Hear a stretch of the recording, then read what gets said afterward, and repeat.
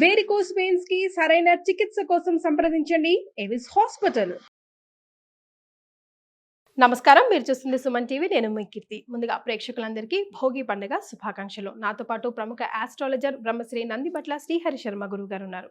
నమస్తే గురుగారు. వాగర్థావివ సంపృక్తౌ వాగర్థ ప్రతిపత్తయే జగతః పితరౌ వందే పార్వతీ పరమేశ్వరౌ. సదాశివ సమారంభాం శంకరాచార్య మధ్యమాం అస్మదాచార్య పర్యంతం వందే గురు పరంపరాం.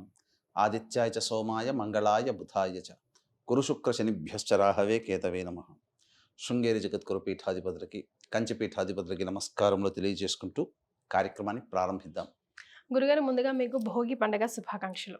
మీకు వీక్షిస్తున్నటువంటి మన మహిళా ప్రేక్షకులకి అందరికీ భోగి పండుగ శుభాకాంక్షలమ్మా.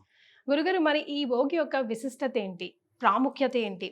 ఈ రోజు భోగి పళ్ళు ఎందుకు పోస్తారు, అసలు భోగి మంటలు ఎందుకు వేసుకోవాలి, ఇలాంటి డీటెయిల్స్ అన్ని ఈ వీడియో ద్వారా ప్రేక్షకులకి తెలియజేసే ప్రయత్నం చేద్దాం. ముందుగా ఈ రోజు ఒక విశిష్టత ఏంటి గురుగారు? భోగి మనము గమనించుకున్నట్లయితే కర్కాటక రాశిలోకి రవి ఎప్పుడైతే ప్రవేశం చేస్తాడో దక్షిణాయనం ప్రారంభమవుతుంది. ఈ దక్షిణాయనం నుంచి పూర్తిగా ఉండి ఆఖరిగా ఉండేటువంటి రోజు దక్షిణాయనానికి భోగి రోజు. తదనంతరం రవి మకర రాశిలోకి ప్రవేశం చేసి మకర సంక్రమణం, ఆ సందర్భంగా సంక్రాంతి సంబరాలు అనేటువంటివి చేసుకుంటాం. ఈ భోగి అనేటువంటిది ప్రధానంగా మనం గమనించుకున్నట్లయితే ఈ గోదాదేవి అమ్మవారు నారాయణ్ణే వివాహం చేసుకుంటానని కూర్చోవడం. ఎందుకంటే తులసి వనంలో జన్మించింది లక్ష్మీ అవతారం.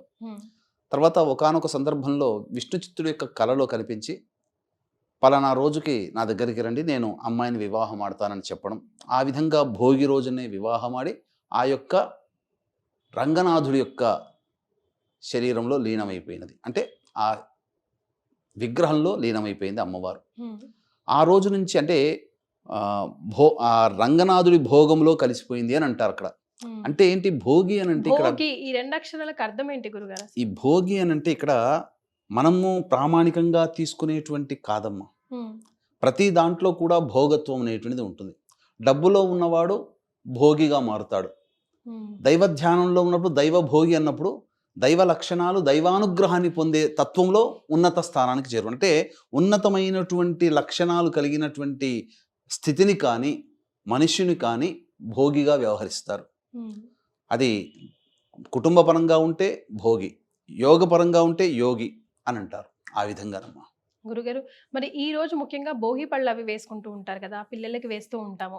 అంటే పిల్లలు పెద్దలు అందరూ వేసుకున్నామైనా ముఖ్యంగా పిల్లలకి వేస్తూ ఉంటాం. ఎందుకని? దీని వెనకాల ఉన్న రహస్యం ఏమిటో? దీని వెనకాల చాలా పెద్ద రహస్యమే ఉందమ్మా. అంటే మన ఆచార సాంప్రదాయాలన్నింటినీ కూడా తుంగలోకి తొక్కేసేసి బ్రిటిష్ వాడు చెప్పింది నిజం అనుకుని నమ్మే స్థితికి తీర్చుకొని వచ్చారు.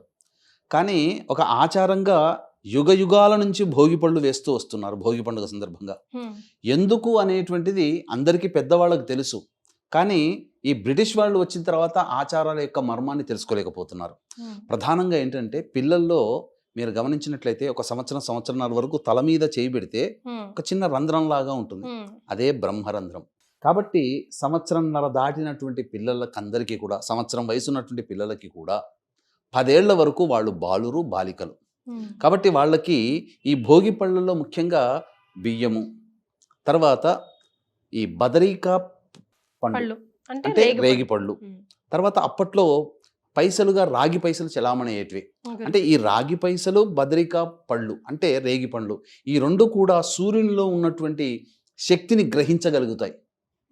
కాబట్టి అవన్నీ కలిపి బియ్యము, రాగి పైసలు, పండ్లు ఇవన్నీ కలిపి ఒక శుభముహూర్తంలో గురుహోరలో కానీ, అలాగే శుక్రహోరలో కానీ, చంద్రహోరలో కానీ ఉన్నప్పుడు, లేదా రవిహోరలో కానీ ఉన్నప్పుడు చక్కగా ఆ భోగి పండ్లు పిల్లలందరినీ వరుసగా కూర్చోపెట్టి భోగి పండ్లు అనేటువంటివి ఏర్పాటు చేస్తారు. అందుకని పెద్దవాళ్ళని అందరినీ పిలుస్తారు. పిలిచి ముందుగా వాళ్ళకి ఈ యొక్క హారతులన్నీ పట్టి దిష్టి తీసి, తదనంతరం పెద్దవాళ్ళు చేతికి తగినట్టుగా ఆ భోగి పండ్ల బుట్టలో వేడుకలాగా అందరినీ, చుట్టుపక్కల అందరినీ పిలుస్తారు. పిలిచి ఆ యొక్క చేతిలో ఎంత పదార్థములు అయితే వస్తాయో ఆ భోగి రేగిపళ్ళు, పైసలు, బియ్యం ఈ కలిపిన అన్ని తీసి 3 సార్లు క్లాక్ వైజ్గా, మళ్ళీ 3 సార్లు యాంటీ క్లాక్ వైజ్గా తిప్పి పైనుంచి ఒక ధారగా, మరీ పైనుంచి కాదమ్మా, కొద్దిగా ఒక ఫీట్ వరకు ఆ విధంగా ధారగా పోస్తారు. ఇక్కడ బ్రహ్మరంధ్రం దగ్గర ఎప్పుడైతే రేగిపళ్ళు, ఆ పైసలు, బియ్యం పడినాయో ఇక్కడ ఏంటంటే లక్ష్మీ స్వరూపం, లక్ష్మీనారాయణుగా ఆరాధన చేస్తారు. ఎందుకనంటే నారాయణ అంటే సాక్షాత్తు సూర్యభగవానుడే.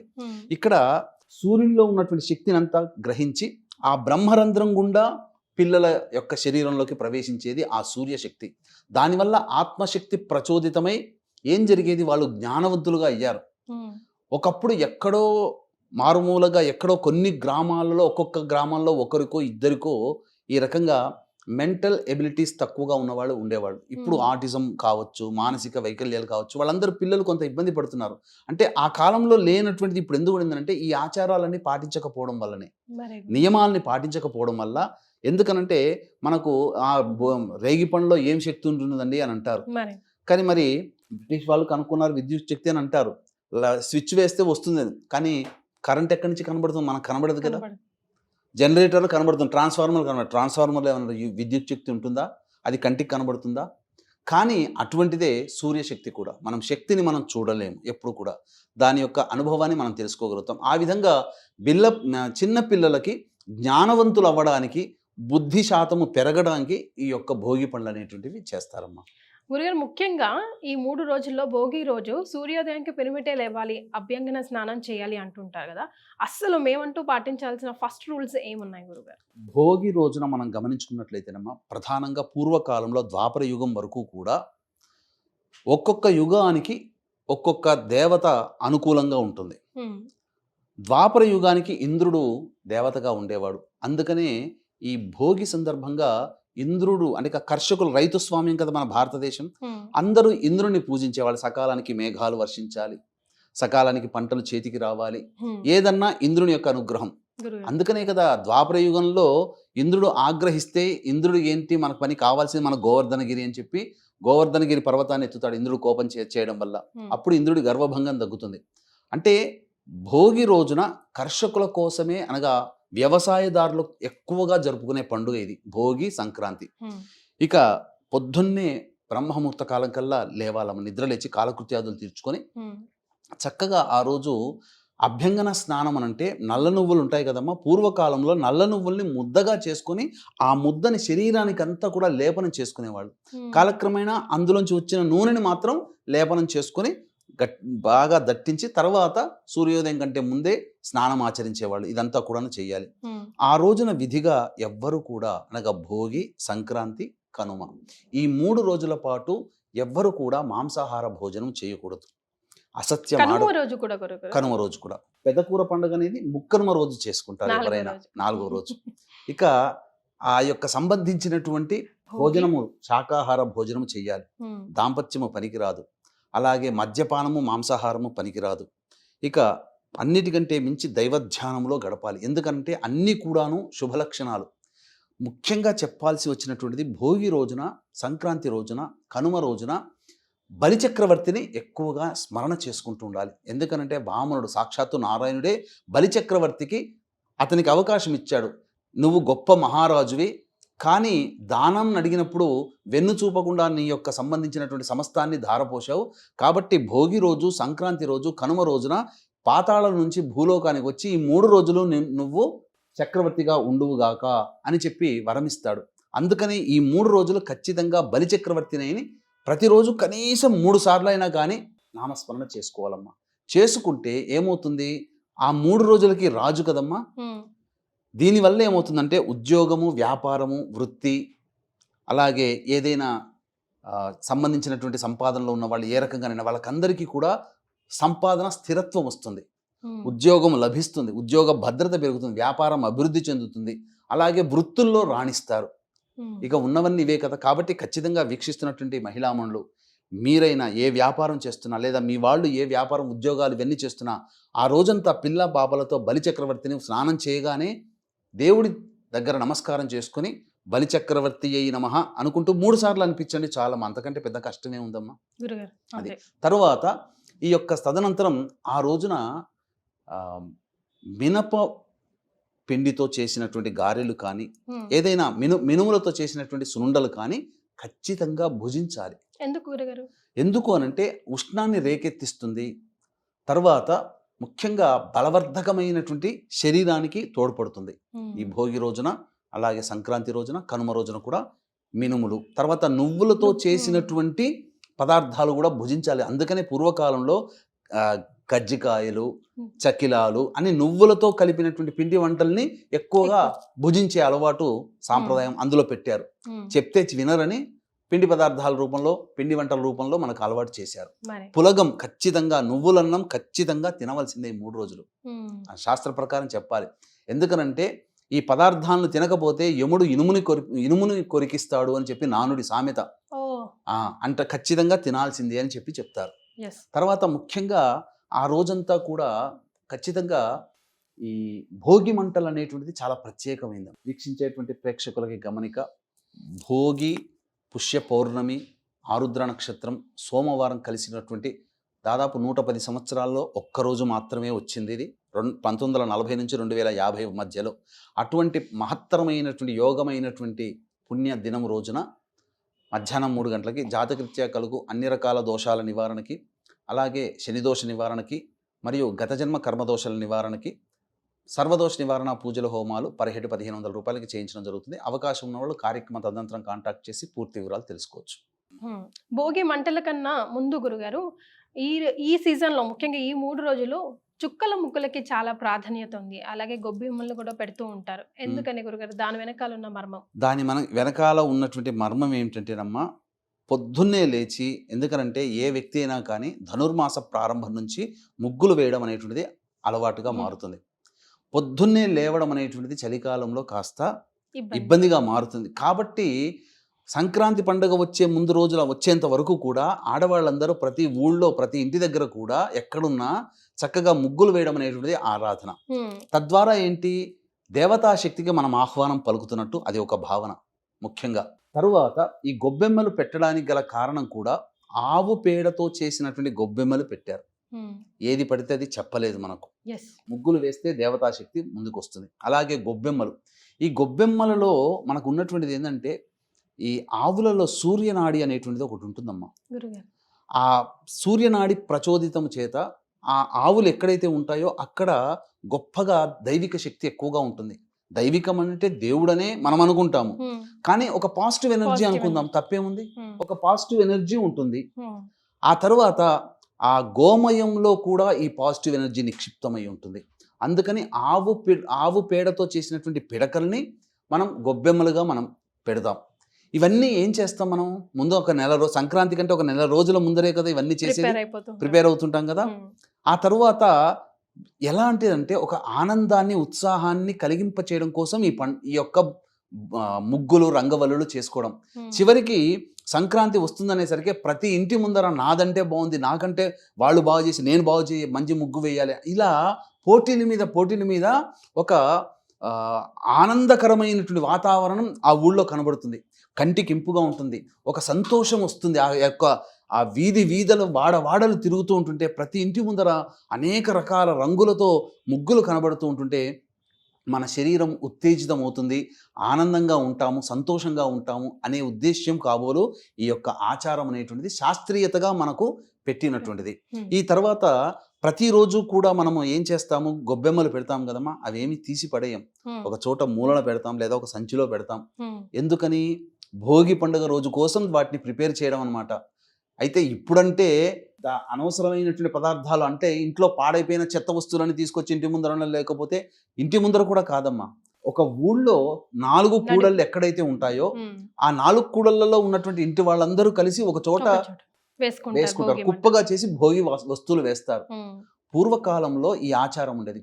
ఎట్లాంటి ఆచారం అంటే, మనం ఆ ఆచారాన్ని మర్చిపోయాం. మన ఊళ్ళో చుట్టుపక్కల పెరుగుతున్నటువంటి పంచపల్లవాలు, ఆ యొక్క సమిధలు, కట్టెలు అంటే ఏంటి, రాగి, మేడి, మర్రి, జువ్వి, మోదుగ, ఈ 5 రకాల వృక్షములను సంబంధించినటువంటి సమిధలు అనగా కట్టెలను పట్టుకుని వచ్చి ఒక గుట్టగా పోస్తారు. వేసిన తర్వాత అందులో కొన్ని ఆ చుట్టుపక్కల ఉన్నటువంటి ఇళ్ళ వాళ్ళందరూ గొబ్బెమ్మలు పెడతారు కదా, ఆ గొబ్బెమ్మలు కూడా అక్కడ ఆ గుట్టలో కొన్ని పోస్తారు, ఎండినటువంటి గొబ్బెమ్మలని. తర్వాత కర్పూరంతో వాటిని వెలిగిస్తారు. వెలిగించిన తర్వాత శుద్ధమైనటువంటి నేతిని దానికి ఆజ్యంగా పోస్తుంటారు ఆ మంట పెరగడం కోసం. ఇవి ఎప్పుడైతే జరుగుతాయో ఆ సందర్భంగా పూర్వకాలంలో చెప్తున్న మాట ఇది, అక్కడ 1 టన్ను ఆక్సిజన్ అనేటువంటిది ఒక 10 గ్రాముల ఆవు నెయ్యి కలిపినప్పుడు ఈ పంచపల్లవాలు ఆవు పేడతో చేసిన గొబ్బెమ్మలు అన్నీ కలిసి మంట ఎంది అగ్నికి ఆహుతాయి. వచ్చేటువంటి పొగలో ఆక్సిజన్ అనేటువంటిది టన్ను ఆక్సిజన్ విడుదలయ్యేది. దానివల్ల ఏం జరిగేది, ఆ చుట్టుపక్కల ఉన్న వాళ్ళందరూ మంట జరుగుతున్నంతసేపు చలి కాచుకున్నట్టుగా ఉంటారు. మరి దానివల్ల వచ్చేటువంటి వాయువుని తెలియకుండానే. పీలుస్తారు. ఉమ్. ఆ పీల్చడం వల్ల వాళ్ళల్లో ఒక రకమైనటువంటి పాజిటివ్ ఎనర్జీ వాళ్ళ శరీరంలో శ్వాసము ద్వారా వెళ్ళిపోయి శరీరంలో, ఎందుకనంటే ఇదంతా కూడా డిసెంబరు నవంబర్ మాసం నుంచి శివరాత్రి వరకు కూడా మనకేంటనంటే చలి దీపావళి పండుగ నుంచి చలి ప్రారంభమవుతుంది. ఉమ్. ఆ చలి శివరాత్రి వరకు ఉండి శివరాత్రి తర్వాత శివ శివ హరహర అనుకుంటూ వెళ్ళిపోతుందట. అప్పటి వరకు ఈ వైరస్ల ప్రభావం ఎక్కువగా ఉంటుంది, రోగాలు క్రిమికీటకాల వల్ల ఇబ్బందులు పడతాము అని చెప్పి ఈ యొక్క శాస్త్రీయంగా ఈ తత్వాన్ని మనకు అనాదిగా వస్తూ ఆచారం ఇవి. కానీ ఇప్పుడు ఏమైపోయిందంటే ఒక భోగి మంటలు అనేసరికి ఒక పిచ్చి వాళ్ళ కార్యక్రమాలుగా తయారైపోయిందమ్మా. ఇంట్లో మూలన పడ్డ కుర్చీలు మంచాలు విరగ్గొట్టి అక్కడ చేయడం, ఇంకా తర్వాత పనికిరాని వస్తువులన్నీ బట్టలు తీసుకొచ్చి కూడా వేస్తుంటారమ్మా. ఇంకా చెప్పాలని దౌర్భాగ్యం ఏంటంటే సైకిల్ టైర్లు, ఉమ్. బండ్లు బైకుల టైర్లు, ట్రాక్టర్ల టైర్లు తీసుకొచ్చి వేస్తారు, అక్కడ కూర్చుంటారు. అది ఎక్కువసేపు మండుతూ ఉంటుంది, ఆక్సిజన్ కాకుండా కార్బన్ డైఆక్సైడ్ వస్తుంటుంది, పీల్చిన వాళ్ళకందరికి ఇప్పుడు రోగాలు. మరి అందుకని దయచేసి మీ ఇంటి చుట్టుపక్కల ఇట్లాంటివి కనుక ఉంటే ఆవు పేడతో చేసినటువంటి పిడకల్ని కనీసం రావి సమిధలు వస్తాయి, మామిడి సమిధలు వస్తాయి, మోదుగలు ఇవన్నీ ఉంటాయి, అవి వాటిని మాత్రమే వేచి అగ్నికి ఆహుతి చేయండి, భోగి మంటలుగా వేసుకోండి. ఆ చుట్టుపక్కల ఉన్నదంతా కూడా వైరస్లు నశించిపోతాయి. అవి లేకపోవడం వల్లనే ఈ రోజున పసిపిల్లల దగ్గర నుంచి పెద్దవాళ్ళ వరకు అనేక రకాల శ్వాసకోశ సంబంధమైనటువంటి వ్యాధులతో బాధపడుతున్నారు. బాధపడుతున్నా. అది. గురుగారు, మరి హరిదాసు కథ ఎక్కడ చెప్పలేదు ఈరోజు మీరు?